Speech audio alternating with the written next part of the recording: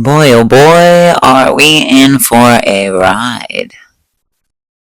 So come along with me and let's channel and connect all of the information that the sacred sevens has to offer. Consider the sevens as it is, which is a prime number, which only means that it is divisible by itself or by 1. Which could also mean that it is only divisible by the self or by the whole. Consider also that you can allude to the planets, at least in history and as they've been addressed. You can also allude to the chakras, again, as they've been addressed, which would be the delineation of a tangible framework of the system. 7 often spiritually will represent synchronicity or luck or perfection by whatever your definition may be. It is maybe one of the most common quote-unquote angel numbers that you'll hear about. Across Hindu, Hoodoo, and indigenous tradition are often stories of 7 sisters, 7 dancers, 7 healers. The stars may even propose 7 genders of relationships and orbiting constellations within constellations. I don't dare suggest that that's the limitation. In fact, I think 7 being prime also feeds momentum in a way that perhaps oscillates in between time and space as a very palpable vibration. Even in the ways that I have read 7s, the interior angles, you suggest these many options, but they ultimately also lead to a synthesis and a creation with that, ultimately serving a truer purpose and being able to branch outside of itself. There are 7 colors in the rainbow, 7 scales to a prism.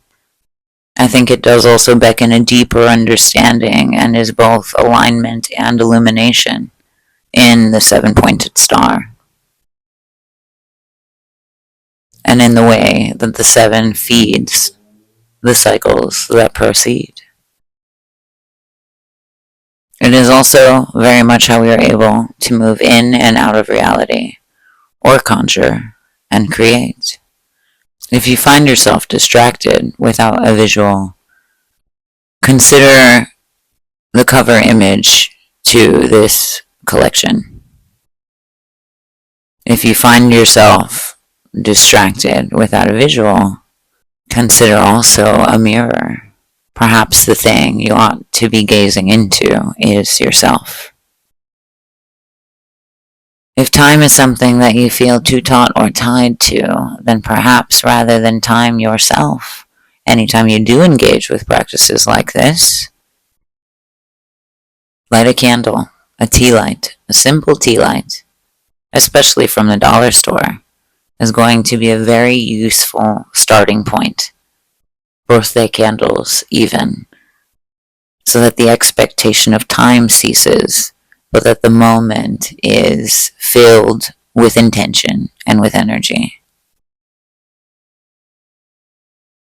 And thus you begin to play with time and space. If you feel at this moment the nerves of expectation, the nerves of fear and the unknown, then let us also take this opportunity to disperse that expectation and allow yourself to trust yourself. I invite you to close your eyes, and behind your eyelids, feeling those nerve endings, shift your pupils' gaze from left to right. From left to right, to left to right, to left to right. I invite invite you to disperse expectation and present you with an opportunity to trust yourself. Consider the rhythm with which you are moving your eyes, instinctively, intuitively, perhaps darting them sharply into the corners of your eyes at the farthest reaching angle that your eyes can attain, perhaps more rapidly, and it feels cyclical. And as you feel the electricity in your body awaken, with all of your intention, pull your pupils inward toward the back of your skull and sweep them up toward the brow in a clockwise motion. And when your pupils meet the tip of your nose for a third time,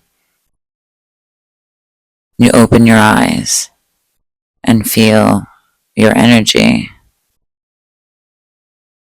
like a gift in a box.